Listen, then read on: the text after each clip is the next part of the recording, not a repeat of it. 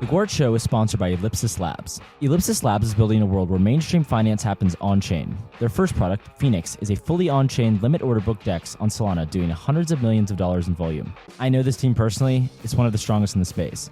If you're interested in working with a team that's here to stay, Ellipsis Labs is hiring engineers passionate about DeFi to join their team. You can find Ellipsis Labs on Twitter at ellipsis_labs or head to ellipsislabs.xyz to learn more and apply. All right, today we're here with none other than Udi. It's also my first live recording ever, so this will be exciting. Oh, really? Yeah. I didn't realize that. Yeah, you are the first person I've ever interviewed live, so we'll see if the vibes are different. How's it going, Udi? I'm going to make fun of your mustache the entire show. That's actually pretty funny because I don't have a mustache. Okay, what's Taproot Wizards up to? We're at the Bitcoin conference. What are you guys up to? I mean, we were making Bitcoin magical again, is what we're up to for the last year and a half. Right now, we're like super obsessed with UpCat and CATVM. That's the thing for us. I think we spent kind of the first, 6 to 12 months of our kind of story in working to remove cultural roadblocks in Bitcoin. And I think that worked pretty well, actually, better than we expected.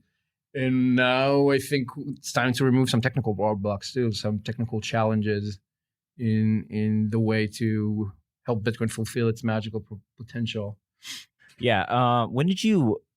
So I tend to agree that you guys have done quite a bit to change the culture in Bitcoin. And I think a lot of people have heard from you about that, like at this point, right? Yeah. And so I want to get into what you guys are doing now. So like when you talk about technical roadblocks and CATVM, what are we looking at? Yeah, ever since I first kind of heard about Bitcoin around, let's say 2013, 2014, there were already discussions about the concept of sidechains back then. What people call sidechains today is very different from what they described as sidechains back then.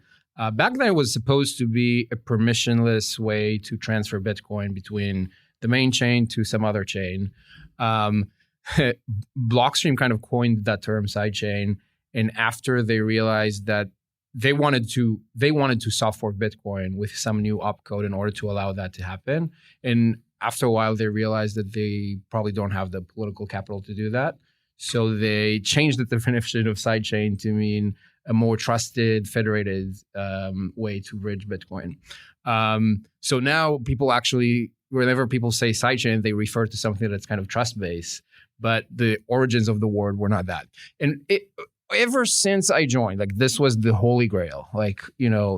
Not only to scale Bitcoin, but also to add functionality to Bitcoin. It would make sense that the added functionality would not be on the base layer, but on some other layers that has its own, risks associated with it, but at least it's permissionless and you can use it with the new features that you would like. And that was always the idea of how Bitcoin would kind of grow. And 10 years later, I would say we didn't achieve it, Yeah, I think that's fair. Okay, so let's go back a little bit because I think that from what I saw, the impetus for Taproot Wizards and you guys kind of reinvigorating the spirit of development on Bitcoin was largely fueled. Well, I don't want to put you necessarily in this category, but I will say that, and I talked to Eric, of course, before this, right? So a lot of what I got from Eric was, look at all the development elsewhere. Look where the developers are going. Look what's being built elsewhere. We can bring this to Bitcoin. There was reluctance, obviously, from Bitcoiners because, for all the reasons that you stated, we don't have to go back into, right? But I want to know then, what do you think has been wildly successful elsewhere that Bitcoin definitely needs? Right. That's a great question. And potentially the answer is nothing, right? Because there's we probably are of a similar opinion that the vast majority of stuff in crypto are complete shit. I don't know that it's a specific thing or feature that we want to import. I think it's the spirit of experimentation. There isn't necessarily this specific thing. One use case that I think is pretty cool is being able to take your Bitcoin and maybe sell some of it into stable coins and then maybe get Bitcoin back later. I think that is a very simple, reasonable use case that you would want to do today you can do that with Bitcoin with centralized exchanges, and it would have been pretty nice if you could do that without them. So that's an obvious one. I don't know that people are going to sit around doing that all day, but it's like a nice feature to have. But beyond that didn't exist either in crypto. The reason that it ended up happening was because people were experimenting with a ton of stuff. Right. And I think the experimentation is important. It's really hard for me to tell you how things are going to end up being used. But I think that there's been this artificial roadblock that just doesn't need to be there, that is stopping people from experimenting and finding out what the full potential of Bitcoin is. Did you look at the rest of crypto? And like you said, you and I are probably largely in agreement with regards to like the practical use case for a lot of the stuff. But did you look at a lot of crypto and come to the conclusion yourself? Because this is my interpretation, okay? I think you observed 10 years of what you consider to be stagnant growth in Bitcoin. You saw a tremendous amount of development. Now, like, we can sort of decide whether or not this is, sustainable or not. Yeah, exactly. But did you come to the conclusion in a sense that like the only way we are going to reinvigorate this spirit is through degeneracy? And I'm not necessarily saying that, I want to be clear just before you respond. I'm not necessarily saying that with regards to ordinals or you guys as a collection or anything like that. I'm saying that more just like you're looking at all these coins that are printed out of thin air every single day, right? Mm-hmm. And you see all these people degenning with them. Did you think this is the only way that we bring people to Bitcoin? This is a little bit of my read of you. That's why I say this. Yeah. So, I usused to be known as this like massive Bitcoin maximalist, right? I vividly hated all of this stuff.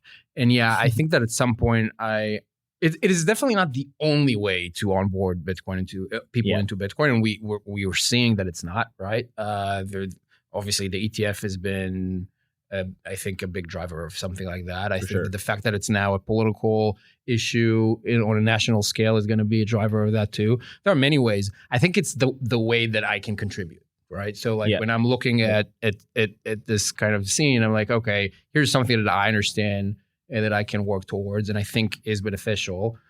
I'm not going to be the guy who brings Kamala Harris to a debate, to a Bitcoin debate, so I'm not going to be trying to do that, So like this is the way I look at this stuff. I think I'm kind of looking into my journey into Bitcoin and like, look, I got into Bitcoin when I did because I wanted to make money off of it, right? Like this was, I saw it as an interesting investment. And more than that, I also like the fact that, I can quickly like buy and sell and I can like play some trades. I was terrible at it, by the way, but I like the degeneracy aspect of it. And I know for a fact that a ton of other people of that time did too. But we had something that I think a lot of new Bitcoiners don't have, which is that we could take a lot of risk with Bitcoin. Bitcoin was a very risky investment in 2013, an incredibly risky investment, and was very edgy, and like it was unlikely to work out. I didn't think it was very likely to work out, but I could see a scenario where it works out. And when it does, there's, of course, many, many multiples involved. I don't know that Bitcoin offers that today. I think it's still bullish. I'm very bullish on Bitcoin. Are people going to get like a 5,000x on it, though? Man, I don't see that. I think that's unlikely, So that's why you see those people going down the risk curve and looking for some insanely crazy speculative bullshit because they don't have that opportunity in Bitcoin anymore.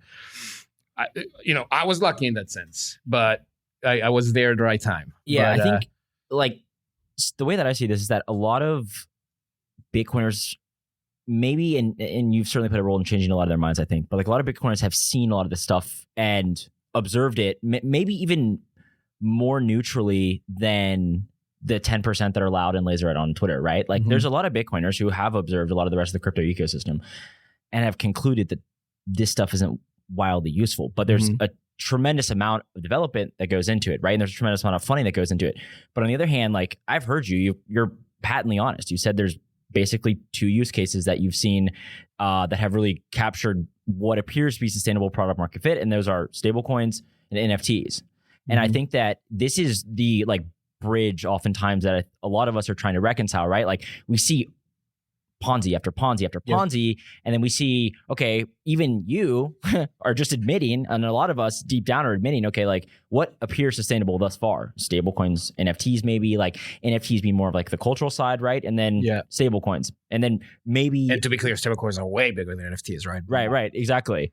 So, so then how do you like kind of, I guess that was more of a diatribe than a question, but like, how do you reconcile this with the notion of like, just build everything, right? Like go and build all these Ponzi's and DeFi games and so on and so forth. When deep down we know like, like these are the things that seem useful, really, you know? Like, do you think it's justified then to sort of create a culture where it's like move fast, break things, people get, wrecked, they get wrecked? Right. I do think it's justified. Okay. I mean, I think that people are responsible for for their choices. And I think more than that, I have for many years tried to stop people from doing those things and failed miserably because you can't. By the way, a lot of times they ended up being right. They made more money than me on a bunch of things. Like they ended up being right. Like that's just the fact that something is a gamble doesn't mean that it's my place to tell people not to do it,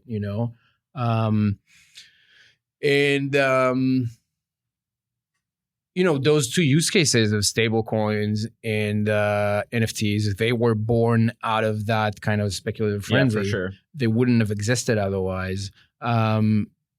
So it takes like the DeGens, the reason that they're just an amazing kind of audience for any product that you would want to build, because they are eager to try everything as soon as possible.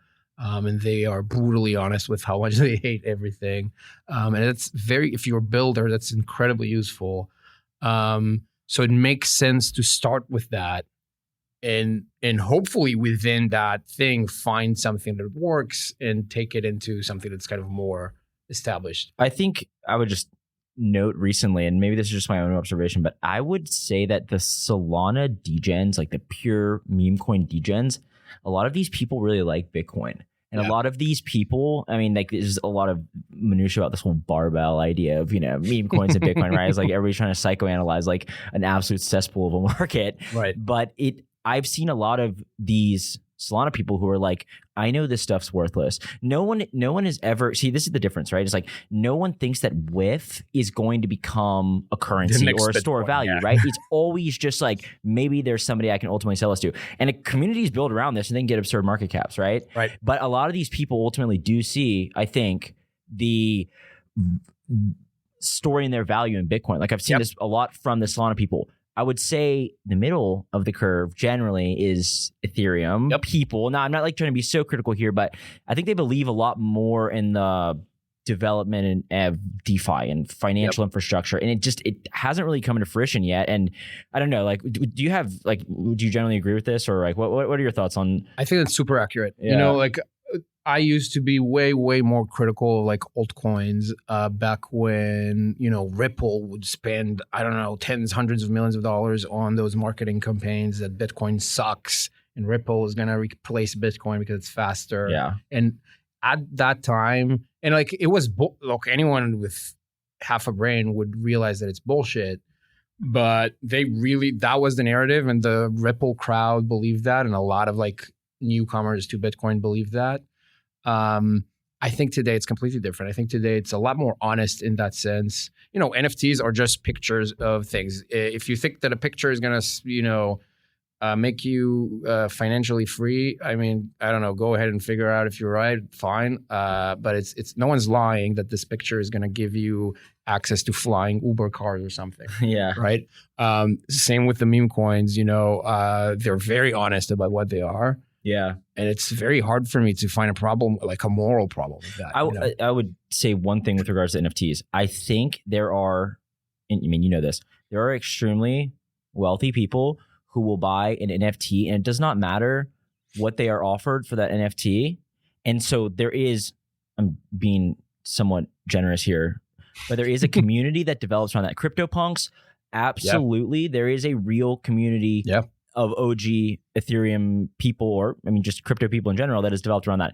Meme coins, conversely, the community, I would say, is generally, there are community members who will hold longer than other community members, but in the end, you do want to exit, right? Yeah. So I think that would be the only difference, but I would agree, like at least on the base level, that both of these are fairly transparent, right? Okay, and now I want to ask you, DeFi. Does anything interest you with this? You know, I think it's easy to get confused between like the narrative and like the practicality of things. Yes. The DeFi narrative of we're gonna replace the traditional finance world with decentralized one, I don't see how anyone could buy that. I think that's absurd. That said, some of the things that they built ended up being extremely useful. The basic concept of an AMM or a liquidity pool is the thing that allowed this meme coin casino to exist. Now, sure, maybe you don't like casinos, that's fine. But it ended up being a useful primitive for casinos, for online digital casinos. Is it useful for more than that though? Because side note, like a lot of people I bring on, I'd like talk about trading in AMMs and MEV and stuff, right? And like I have come to the conclusion that AMMs are exclusively useful probably for launching long tail assets, right? Yep. And beyond this, I'm not sure. Yeah. So I think that's a very good point. I think most people don't realize that. I think that is what it's for.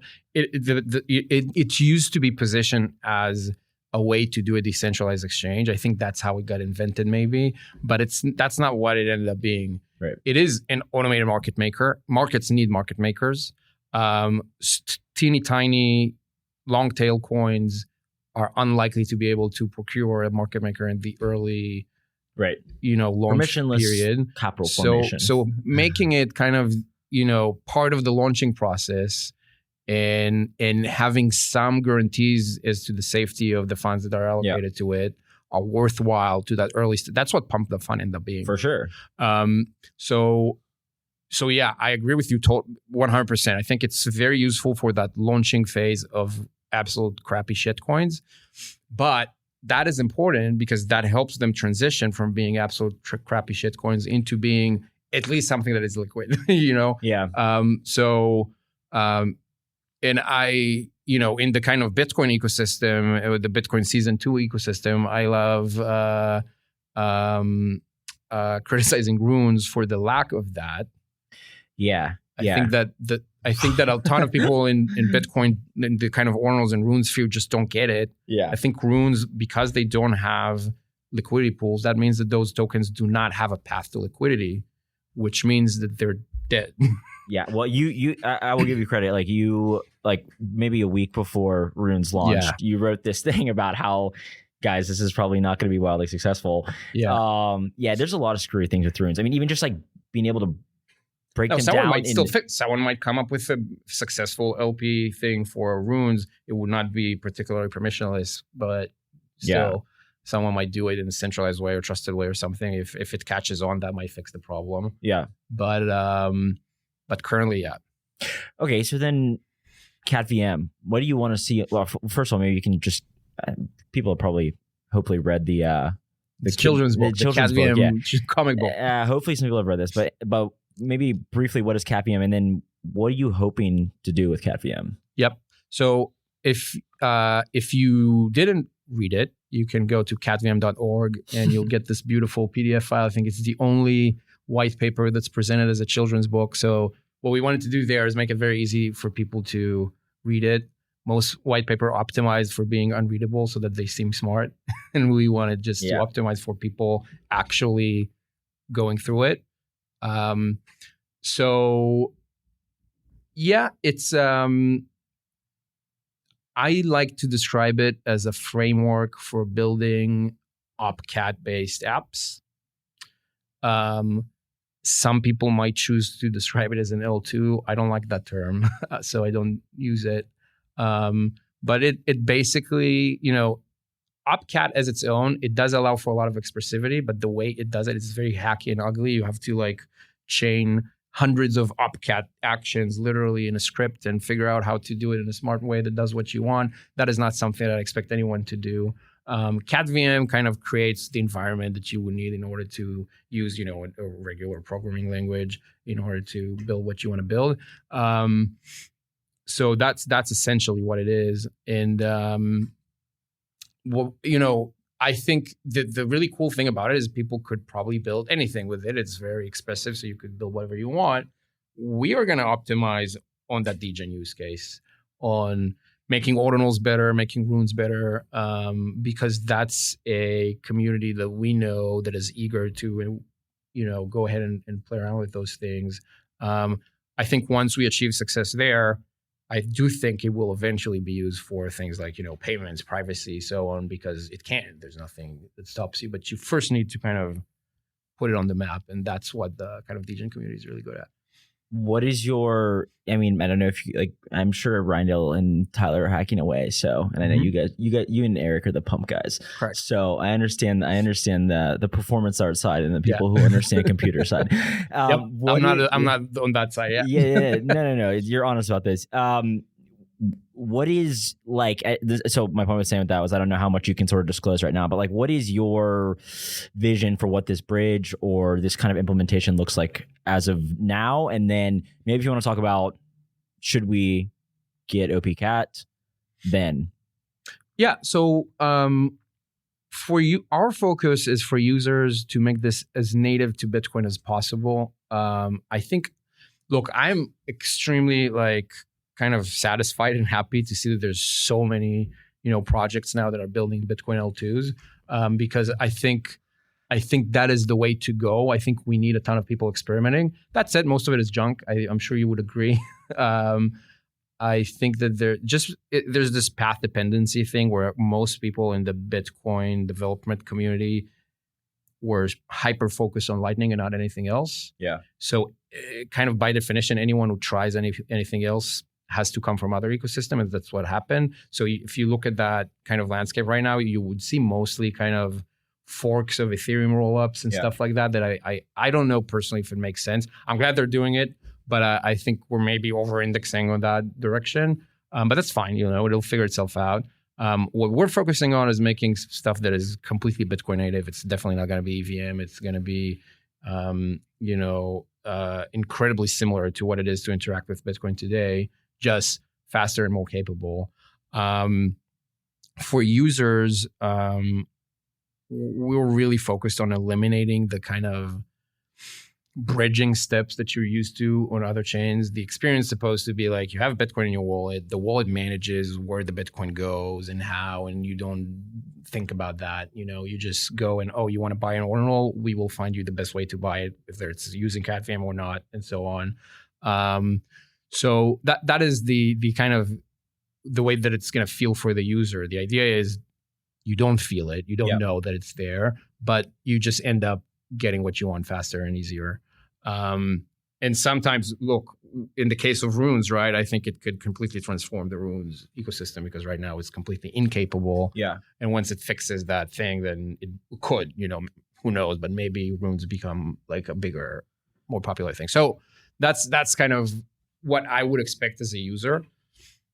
But also we're working with as many Bitcoin projects as we possibly can to see how it can be useful for them in what they're doing. So, sure, a lot of time would be marketplaces for stuff like ordinals and runes, but also, not gonna get to any specifics, but I do think it improves the payment use case too. It improves other things too. So, Yeah, there's kind of this interesting, I've gleaned this from Bitcoiners for a while now, which is sort of this idea, you need to prove product market fit, right? And this is this is a very dicey statement here, because it's we want you to prove product market fit, but in reality, whatever implementation is either currently available. Yeah, it is currently available. It's hard to say that would be product market fit because it's not the real implementation.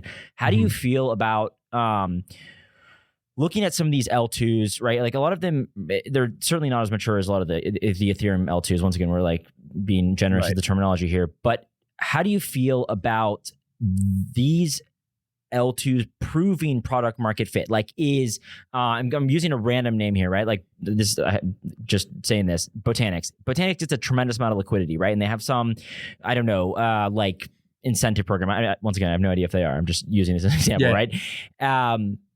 Do we look at this and say, product market fit here? And the reason I'm asking this is because recently you and Eric were trolling each other on Twitter, and you were talking about how he was all AI doomer, and you were like, you predicted the Ethereum roadmap the roll-up centric roadmap would take off, and now what we've seen is a fragmentation of a bunch of Ponzi's. Just go ahead. So actually, you mentioned Botanics. Actually, you think Botanics specifically doesn't do that? I know they have I know they're just going to take sequencer fees, which I don't. Yeah, I think is not a bad idea. But yeah. So because I want to preface this with saying they're not doing that, and then I'll say I should have used X, no, but it's fine. That's actually good that you picked that because now I can sound like all positive. Yeah. I do think that practice that they're not doing is not probably a great practice. But I also understand why people are doing it. I think that when Blast did that on Ethereum, I think it was a smart move actually for Blast and for the Ethereum ecosystem even, because what they did is everyone was doing it before them too, but they just made it like very honest and obvious. They're like, you know what, this isn't like a professor chain. This is a casino. And we want you to put your coins here and we'll give you points. Whereas the other ones were like, maybe there'll be an airdrop and we want to incentivize activity. And they're like, guys, put your coins in this address and you'll get points. That's 3 of 5 multi-sig, no less. Yeah. But, I think they were much more honest about it. And I think by doing that, they, one, made themselves very successful. And two, they killed the meta, which is beneficial for the space. Now that meta is, people like to criticize Blast now and say, they fucked up and the market cap or whatever is lower than what people expected. But that's only because the expectations were insane because of that marketing trick that they did. If they didn't do that, then Blast would have been nothing. So for Blast, it was very successful. And it was also successful for the ecosystem because now that meta is finally dead. It's a stupid meta. And I do think that the airdrop meta at large is probably over. Thanks for listening to The Gwart Show on the Blockspace Podcast Network. Subscribe to our newsletter at blockspace.media to get the show directly to your inbox. Show links, transcripts, and Bitcoin articles twice per week. Stay ahead of the conversation by visiting blockspace.media. What do you think of the Ethereum roll-up centric roadmap? I think, it's funny. Is it even really a roadmap? So I think what I like about Ethereum, there's a lot of things I don't like, but what I do like is that they did genuinely experiment with a ton of things. There are so many they tried the payment channel approach like Lightning for a little while. Vitalik's trying to bring that back. With Plasma. So they tried that. They tried the roll-up stuff. There were a bunch of other ideas. There's the optimistic stuff versus the ZK stuff. I think that is positive. It ends up with, depending, obviously there was the Casper thing, right? And was it Casper? Or Casper was a proof of stake thing? Yeah, that's the proof of stake. Yeah. So it's something else. Was sharding. The sharding thing. They had all of these ideas and many of them, don't really come to fruition. But I do think that approach at least progressed us somewhat. And, maybe at least now we know that rollups are not that great. That's good too. Because with the way I only have the kind of Lightning thing to compare it to. And I think that process has been terrible. I think it was incredibly bad for the Bitcoin ecosystem. Not only did we not end up with anything useful, I would almost, that's going to be a controversial thing to say, but I would almost say that it ruined a few people's lives because a lot of people focused the best years of their career on this stuff because a bunch of podcasters and influencers who know nothing about tech told them that this is obviously not only going to change Bitcoin, but the world. And it's the best thing that you could possibly do with your time. And we had, hundreds to thousands of people working on Lightning solutions for the last 10 years, which is absurd because it never got anywhere. why would you have so many people working on something that doesn't? So I actually think and I see that today. There's a bunch of people who dedicated the best years of their lives to this thing. And now that they're realizing that it's probably not going to be a thing, they don't know what to do with themselves anymore, which is unfortunate. I think there's been this dogma, about like Lightning is the obvious. And I know why this happened, by the way. I think I know. It was very political. So in 2017, there was this whole block size war thing. And the guys on the small block camp, I was part of that camp too, eventually. The guys on the small block camp saw Lightning as an excuse that they can use for how Bitcoin will end up scaling. Yeah. So they turned this into a political tool and into the obvious way that Bitcoin is going to scale. But they didn't care. They just wanted to shut down the other camp. Yeah. So it ended up being like a cultural thing that you have to believe that Lightning is going to be that thing. And I really think it did kind of ruin a few people's lives. Yeah, it's funny. Alex B was talking to me. He's like, actually, ironically, the people who were looking into Lightning and understood that it was going to, probably devolve and, well, I said devolve, but it would probably end up being, more of like a hub and spoke model as opposed to, this like Tor like network of routing nodes, right? Like, ironically, we're the Bitcoin Cash people because they were actually willing to dig in and see this. Now, I will say though, the thing about Lightning, right? Like, I 100% agree generally with your views, right? And it has not lived up to what it was claimed to be. Prior to this, though, you can go and see Greg Maxwell talking about sidechains way back, right? Yep. And so there was some agreement, though, that this way to scale Bitcoin block space was not necessarily with more block space. Yeah, no, I agree with that too. I also think that the way is not by adding more block space. That I fully agree with. But I think we tricked ourselves. We used this as like a narrative in order to win the war, and we forgot to. After we won the war, we forgot to move on. And what I like about the Ethereum ecosystem is that they never seem to have pushed themselves so deep into a corner like this. They certainly pivoted from sharding. Yeah, they've pivoted from sharding. They've pivoted from plasma. Maybe they'll pivot back. The point is that they've kept an open mind. Yeah. And I think that is important because if you don't, then you just commit to a solution. I mean, it's almost guaranteed that the first solution you come up with will not be the best. Like how would you possibly design the best solution ahead of time? It's very unlikely. I think that was, I was very supportive of the small block camp, and I'm still technically supportive of smaller blocks. But I think that having grown up a bit, I thinking back on that, I think that the big block camp had a lot of good points about the kind of central planning way that people do things in Bitcoin. It was, very heated at the time and everything seemed like a personal attack, but so it was very hard to like not listen. It was very easy to not listen, but I think they made a lot of good points. I think maybe what this really was about was this kind of more move fast camp against the more central planning camp. Right. And I'm not sure that it's that good that the central planning camp won, Yeah. So, but then, okay, so on this note, we understand the limitations of Lightning, and now we're seeing the limitations of rollups. And I've talked to people now, and I think there's there's probably some sentiment within the Ethereum community. Okay, like let's scale the L1. I mean, the last interview I did with this kid, Max Resnick, is very deep in the weeds on this stuff, and he's like, we got to bring this back to the L1. They see what Solana can do, right? Like, so maybe not rollups. Maybe Lightning obviously has its limitations.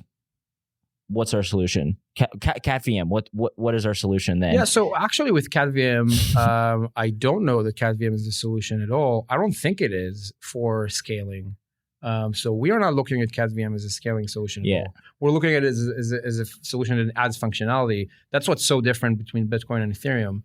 Bitcoin doesn't have a rich L1. So that is the problem we're trying to fix. And honestly, that's a much easier problem to fix. So we're very lucky that we get to have that problem to fix. The scaling problem is much more difficult. We're not optimizing CATVM to be the best scaling solution. It will be better than using L1, but I'm not here to tell you that it's the best scaling solution will live forever. Very likely it wouldn't be. So there wouldn't need to be a bunch of developments in the future. Yeah. But for now, I just don't think it's the right approach to look for the most scalable way to do things, because first we need to prove that people even want to do this at all. Yeah, and I think it's interesting. I think you're being like pretty precise with your words and saying I don't think it's a scaling solution. Like I think you know what you're doing. I think it's I think it's no because it is interesting, right? Because like I do see on Ethereum with these rollups, right? They're putting these forth as scaling solutions, and you can talk about whether or not they're parasitic. That is a slightly different argument to me, right? Because like there's a lot of it's parasitic to the L1, and they're ultimately going to launch like maybe, but more importantly, I think is like when you scale block space with more block space, right? Like for whatever reason, I think there has. I mean, this is my opinion. This is what I've observed, and I think there's been like some sort of indoctrination with this idea that ZK is like inherently scaling. It does allow more throughput of transactions on an L2, but I think in order to run, so this is the equivalent I use. Lightning, if you want to act trustlessly with Lightning, you have to run a node, right? But what you're doing is storing local state, peer-to-peer state. Yep. If you want to have the same level of trustlessness with these Ethereum L2s, you have to run a node. You probably have to maybe run a sequencer in order to I was like talking to Shazan about this the other day. He'd be better in the technical weeds about this. But so I think you guys have brought up a really great point, which I 100% agree with. Ryan said the same thing. People should be able to self-custody receive Bitcoin on an L2, or maybe we don't have to call them L2s, be able to, in a cheap way, receive Bitcoin without having to open a channel, right? And not have that like inbound liquidity problem, or whatever we have with Lightning now. Beyond this, what do you want to see in terms, like, so you're talking about like the ordinals and rune stuff right now, like hopefully, it'll allow people to do it in an easier way. What type of, like, let's be serious for a second, because I know like mainly a lot of this is like a little bit of a troll, right? But let's be serious. Like, what do you see? Like, for example, I think borrowing against your Bitcoin for stable coins is like an obvious use case. That to me is like something that a lot of Bitcoiners want. They don't want to use Unchained. They got blown up last year or last cycle, right? What else do you see? Like, what would you really like? Look, that is one very obvious use case. Sometimes people just want to sell. So trading, is the other Bitcoin to stable coins and the other way around, another good use case. I think, knowing the ordinals ecosystem, I can tell you a billion things that we can improve there once we have more like expressivity. So that's the other thing. For me, that's enough. I don't need more than that right now. That will, I think, fundamentally change the way that people use Bitcoin. So that's, good enough for you. Let's do that first. Yeah. And then, but the really great thing is, I'm not some genius. I'm not going to come up with... I don't think any of us are. Right? I'm not going to come up with on a podcast with what are the cool use cases. If we're lucky, maybe we'll stumble upon something ourselves. And if we're not, then hopefully someone else will stumble upon a great use case. But that will be enabled by CATVM and OpCat, just more in general. Right now, you just cannot stumble upon those things. Right. An example I like giving is, so if you look at what we call Bitcoin Season 2 so far, there's probably 3 main protocols that did really well. It's ordinals first, then BRC20s, and then runes. Now, they all had these kind of hype cycles, right? And if you're a miner, for example, then you could look and say, well, it's pretty good for me that there's these times that the fees are very high. That's great for miners. But then it's not great that they go back down, right? For sure. And I think by the nature of it, fees are not going to be sustainably high because they're high when there's urgency, when users are trying to get into a block very urgently. And that is, by definition, a temporary thing. However, it became urgent when those protocols had their, like, at least local peaks. Right. And that happened with the limited capability of what you can do with Bitcoin today. I think that once OpCat is a thing, then you, instead of having 3 successful protocols in a year, you will have 3 successful protocols in a week or a month, right? You're going to have a ton of people experimenting with a ton of crazy protocols, a ton of Ponzi's too. Mostly Ponzi's, and they most of them will not even gain any traction at all, but some of them will. And because we're suddenly opening up, the design space, then it's not something that happens once a quarter. It's something that happens every week. And from the miner perspective, that's fantastic. It's still like peaks and they're temporary, but the peaks are suddenly much more frequent. So for the miners, they're like, oh, this is a nice thing. The chain becomes a bit more healthy. So that is, how I would describe that. Now, out of all of those like Ponzi's that people are going to build, hopefully once a year, we end up with something that is actually, valuable. Yeah. By accident. By no doubt, the person who built it because they want to build a Ponzi. But maybe by accident, it ends up being useful, which is what happened with AMMs and a bunch of other primitives. I recall, I think Rindell and Tyler wrote a pretty, I don't want to say critical, but they like broke down BITVM. What are your thoughts on first of all, is BITVM and CATVM in competition? That's not the right way to say it, but are they similar enough to be comparable? And then also, what are your general thoughts on BITVM and the evolution of the past, like from BITVM V1 to where we are now? It's a little tough because BITVM is very loosely defined. Yeah. It's not a secret that the author of BITVM is not the biggest fan of Taproot Wizards. Yeah, I've seen. He's made that known multiple times. Thrown out of multiple Telegram chats. Yeah. And that's okay. I'm used to people not being a fan of me, so that's fine. But what we've found is that when we try to communicate about BITVM, we're always told that, oh, the thing you're describing is not BITVM. So we're like, okay, so can you tell us what is? And it's like, oh no, we're still authoring the paper. We just launched BITVM 2, but we can't tell you what it is yet, which is fine. I think that's the way that things go. Obviously, you're not going to define everything on day one, but it's kind of hard to reason about it because of that. I think if I understand it correctly, I think that the goal of BITVM is to enable more expressivity without a soft fork. That is the goal, correct. To do that without a soft fork. Yeah. And I think that is a commendable goal. I don't know that it achieves that. It certainly hasn't so far, right? But I would love if it does. I think that once you accept, though, that a soft fork exists, by definition, you do not need BITVM anymore. BITVM is actually a collection of hacks that exist in order to get around the fact that there isn't a soft fork. And we just fundamentally believe that a soft fork is not that difficult to achieve. That's like a fundamental belief that we have in the company. I think that the market is wrong. The famous market is wrong. Everyone assumed that making a soft fork is like near impossible. And I think they're just doing it wrong. And that's why we're not able to do it. So for that fundamental reason, we think that BITVM is not going to be necessary. It's just a collection of hacks that will not end up being used. Yeah. Because we will have the soft fork. That said, I think it's fantastic if it does work somehow, and that ends up being the way that people get more functionality in Bitcoin. That's fantastic. I have nothing against that. What do you think about some of these projects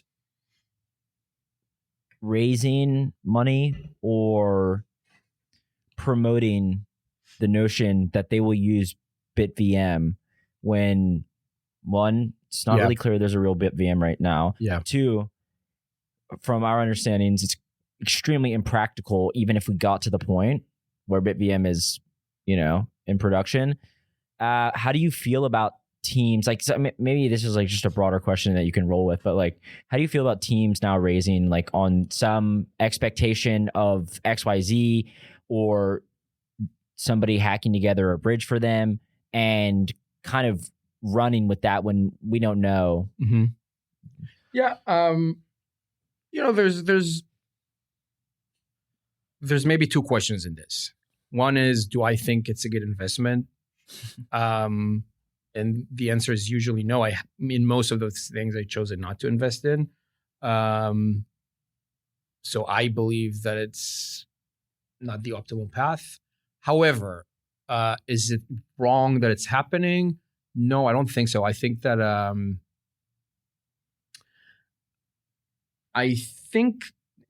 now that I'm in that side, we raised our seed round last year, and now that I'm on that side of raising funds and I understand the game better. I can see why they do that. I can see why investors feel like they need to hear that.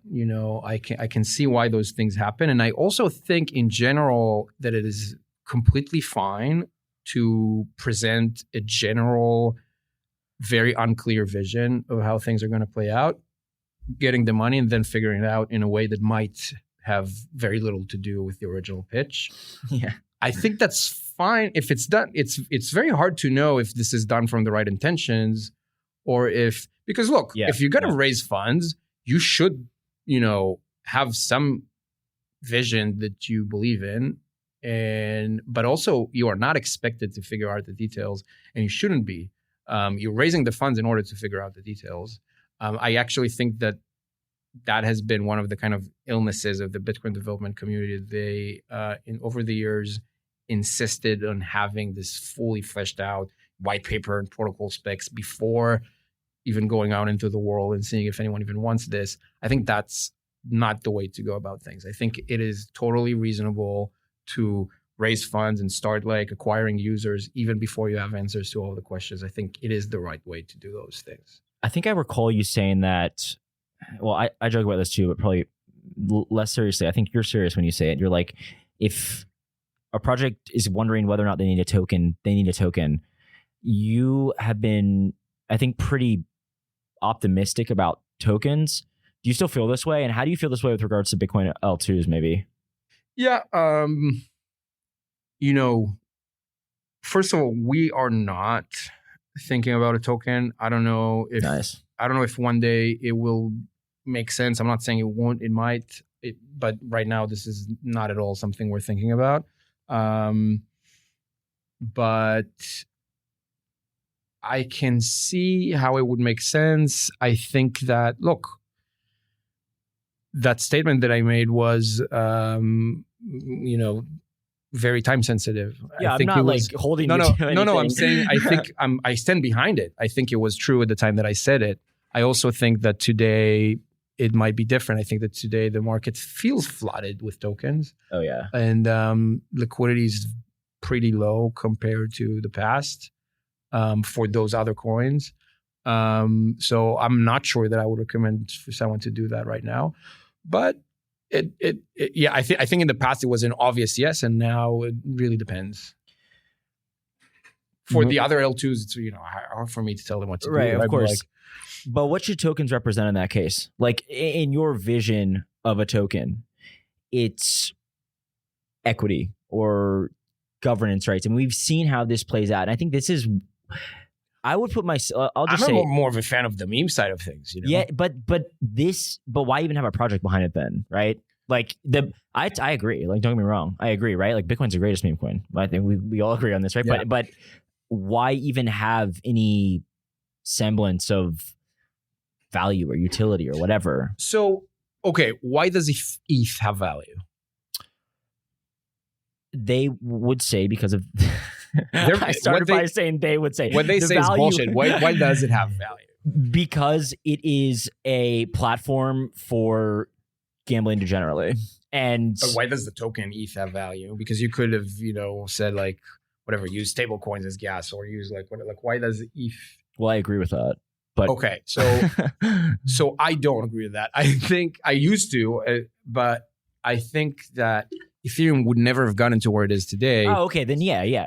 I also agree with you then. And ETH is much closer to being a meme coin than a lot of the L2 coins.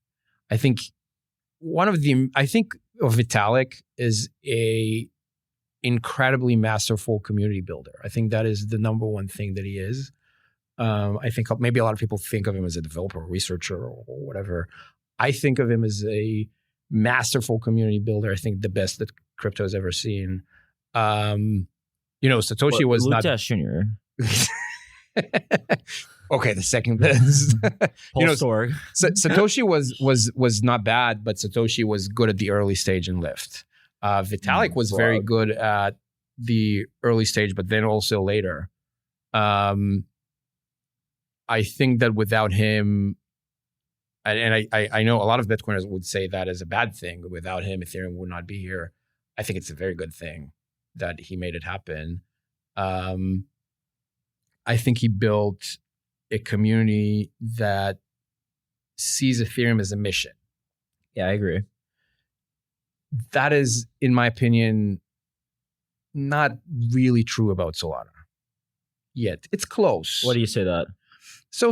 Maybe because Solana's mission is kind of more generic. It's like, this needs to be faster. It needs to scale to 1 billion people, and it's a good mission, but it's hard to.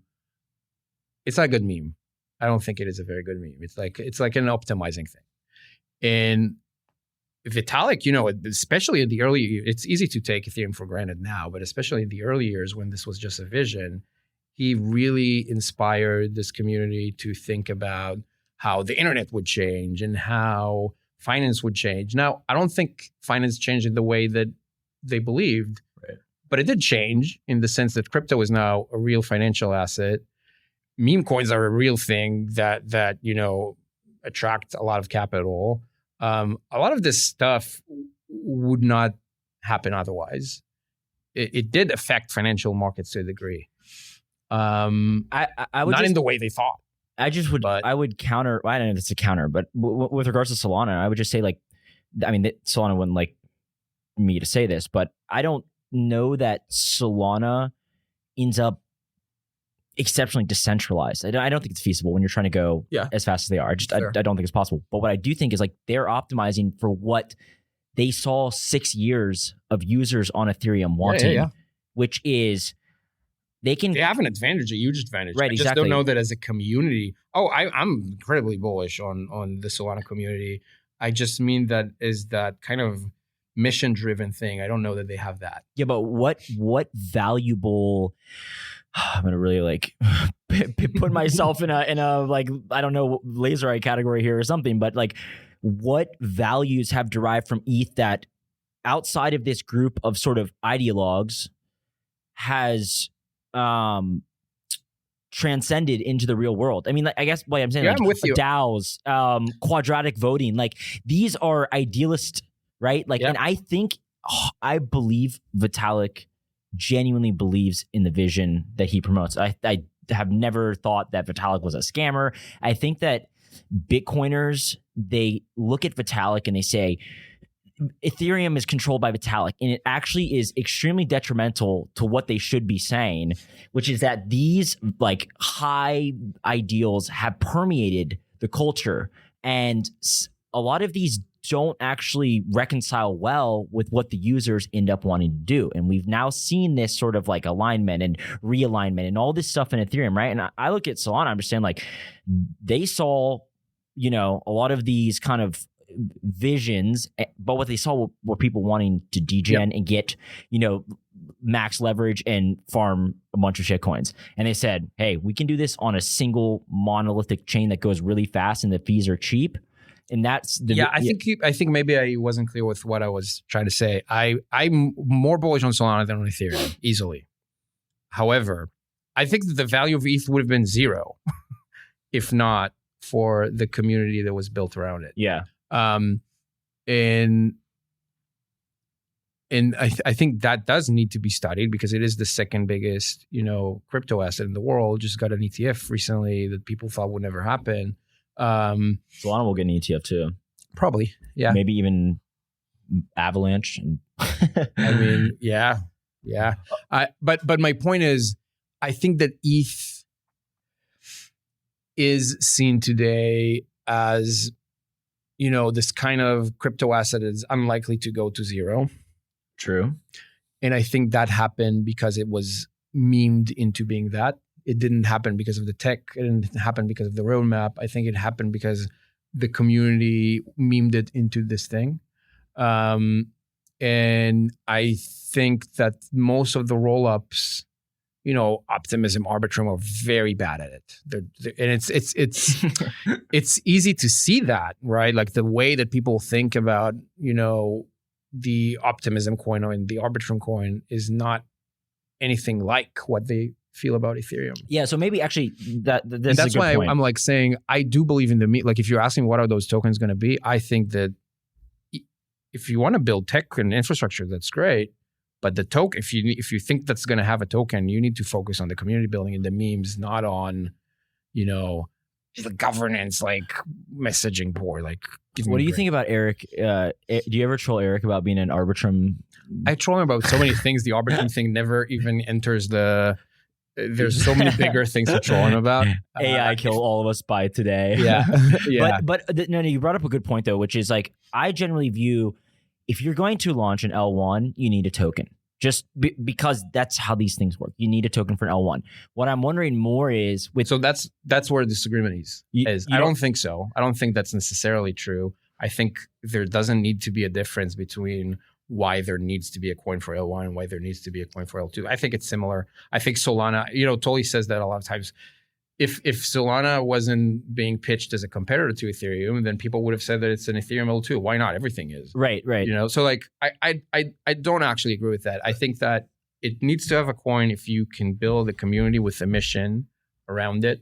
I'm saying more just like how they design these blockchains with their security but that's model. An excuse. No, it is an excuse. Yeah. But maybe I should finish. Like my point was, an L1 security, whatever. Maybe it's all like an aberration of like maybe it's not real. But compare that to projects building atop Ethereum.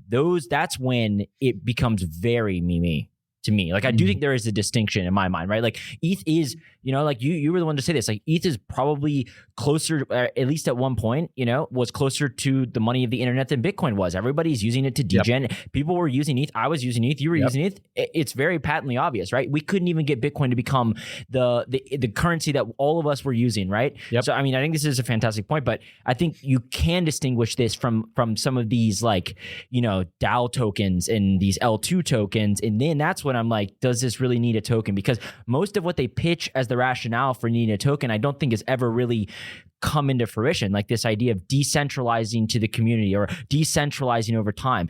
If you have a plutocracy, if you have a way for a VC to own 30% of the supply, it doesn't matter if everybody in the world has a token. If the VC can push some governance change through, who cares, right? It's who owns the most coins. So that's where I'm kind of curious. Like when you think of applications, I mean, I guess, maybe the L1 of Ethereum views Optimism as the application technically, but I'm just curious, like. So the way I look at it, Vitalik started this meme about, we're doing this thing and we're going to optimize for maximum decentralization. You could argue about whether he did that successfully or not, but that was the meme. And I think then a bunch of other people showed up and they didn't realize that it was a meme. They copied it thinking it was serious. You were supposed to come up with your own meme. You can't take someone else's meme and say, "Oh, we're also going to be decentralized." What? Like, we'll do finance decentralized. You're supposed to come up with your own thing. Yeah. And I think they didn't understand. A lot of times in crypto, that is one of the most amazing things that I don't think is as common outside of crypto. It happens, but in crypto, there's so many people who don't know why they won. There's a lot of winners, but they don't understand why they won. They have no idea. They think they know because someone told them some story, some meme about decentralization or something else, and they think that that's why they won, but it's not. You won because you found the right meme and you followed it at the right time. Well, essentially, yes. But like what happened behind the scenes is there was this one meme that was a good meme for its time, and you tagged along and you thought that you were, I don't know what you thought you were doing, but really you followed the meme that won.